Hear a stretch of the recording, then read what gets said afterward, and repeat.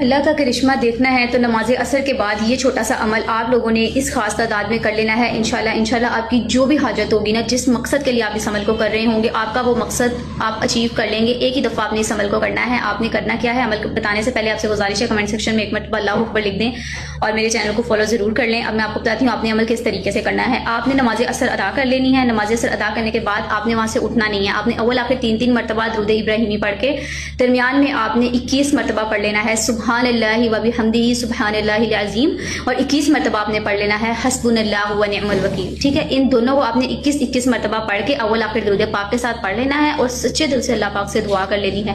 جس بھی پرپس کے لیے، جس بھی مقصد کے لیے آپ اس عمل کو کر رہے ہوں گے، ایک ہی دفعہ آپ اس عمل کو کریں گے، انشاءاللہ آپ لوگوں کو اس کا بہت زیادہ فائدہ ہوگا، بہت زیادہ پازیٹیو ریزلٹس آپ کو دیکھنے کو ملیں گے۔ یہ بہت ہی زیادہ جلالی قسم کا عمل ہے، اس کو آپ نے ایک مرتبہ لازمی طور پہ کر لینا ہے۔ اگر آپ پہ کوئی بھی پرابلم آ گئی ہے، انشاءاللہ وہ پرابلم سالو ہو جائے گی، کوئی بھی مسئلہ آپ کی زندگی کا وہ حل ہو جائے گا انشاءاللہ۔ جزاک اللہ۔